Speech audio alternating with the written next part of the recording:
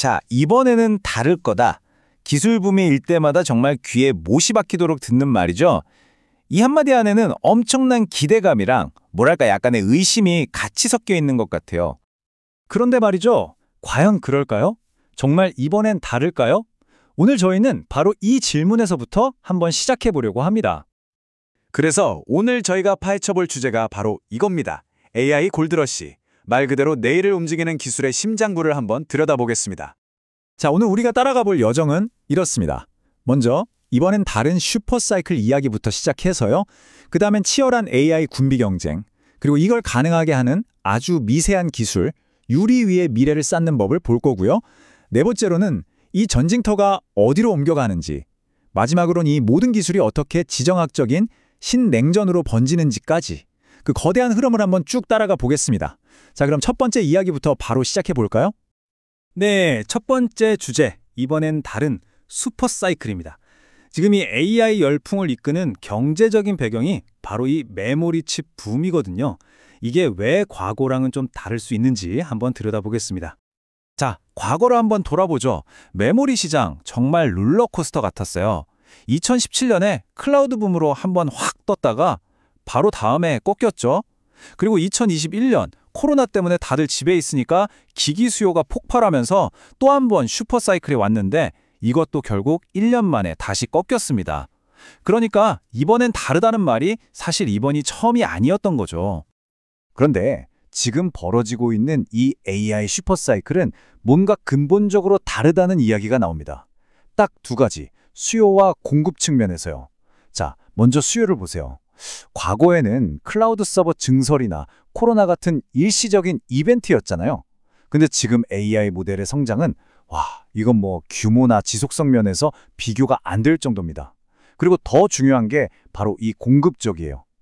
AI를 돌리려면 HBM, 그러니까 고대역폭 메모리가 엄청나게 필요한데 이걸 만들려면 기존의 1번 D램 생산 라인을 뜯어 고쳐야 하거든요. 이건 그냥 불황이라서 투자를 줄이는 차원이 아니라 아예 생산 구조 자체를 바꾸는 정말 거대한 대전환인 겁니다. 그러다 보니까 아주 흥미로운 연쇄 반응, 뭐랄까 도미노 현상이 일어나고 있는 거예요. 한번 보세요. AI 때문에 HBM 수요가 빵 터지죠? 그럼 반도체 회사들은 돈 되는 HBM 만들려고 기존 D램 라인을 막 전환해요. 그럼 자연스럽게 PC나 스마트폰에 들어가는 일반 D램 공급은 확 줄어들겠죠? 자, 그럼 어떻게 될까요?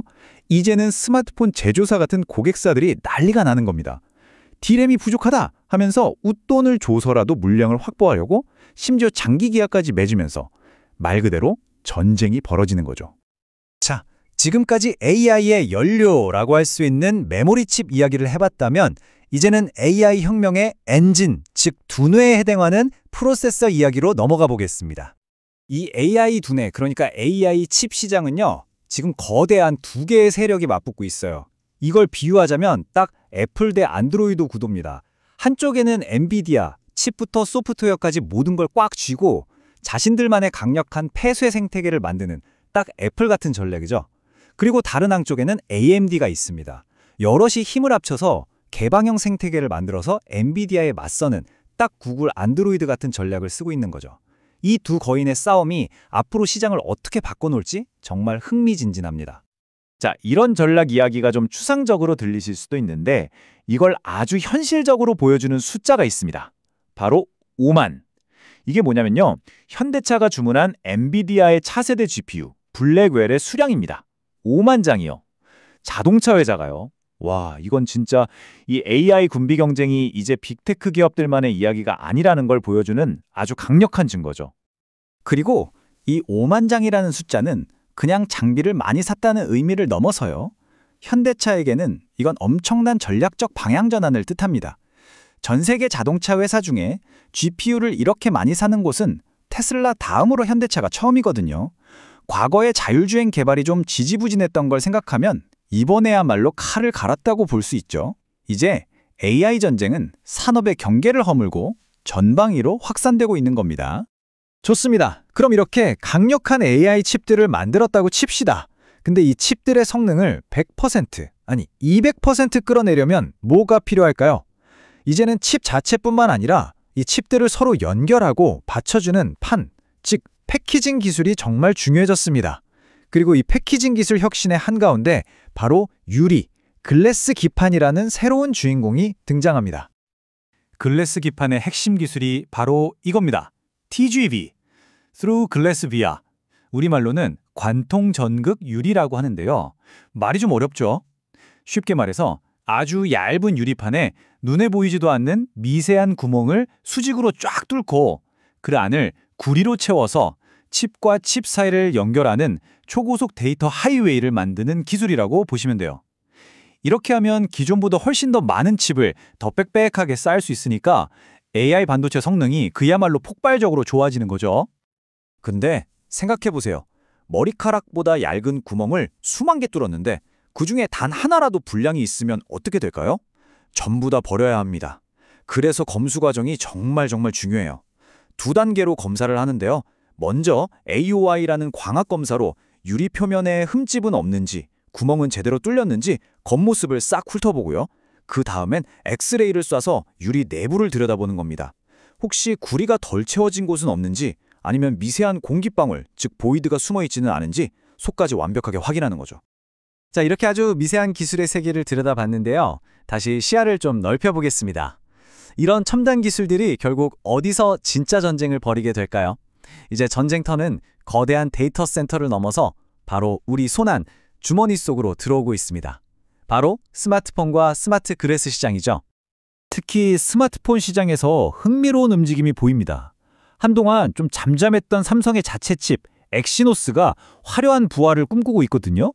다음 갤럭시 플래그십 모델에서 퀄컴 스냅드래곤과 함께 무려 40% 정도의 비중을 차지할 거라는 전망이 나오고 있어요.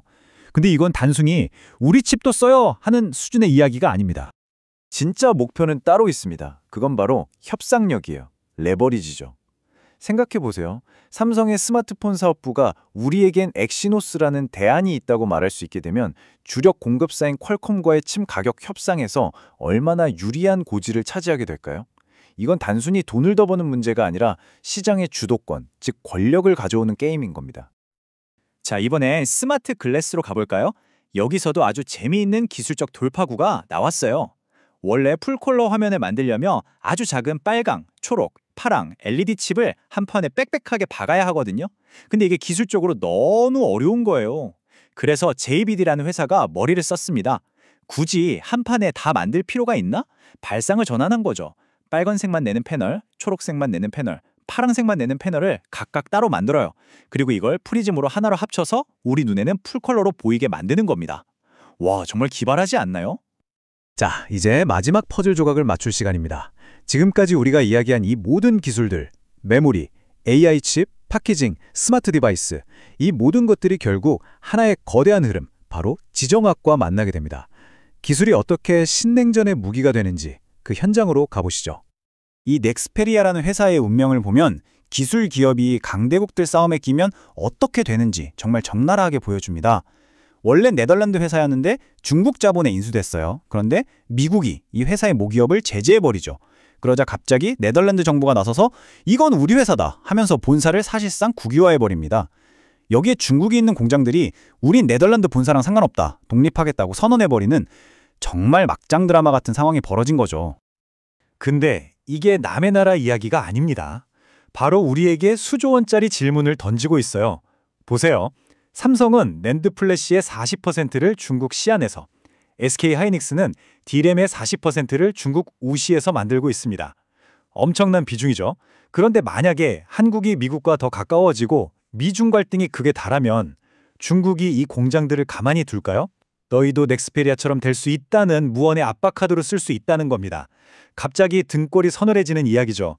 지정학이라는 게 이렇게 무서운 겁니다. 그래서 오늘 이야기의 마지막은 이 질문으로 닫으려고 합니다. AI라는 거대한 기술 패권 경쟁의 시대, 과연 기술의 힘은 국경이라는 지리적 한계를 넘어설 수 있을까요? 아니면 결국 지정학이라는 거대한 힘 앞에 무릎 꿇게 될까요? 아마 이 질문에 대한 답이 앞으로 펼쳐질 미래 기술 지도의 모습을 결정하게 될 겁니다.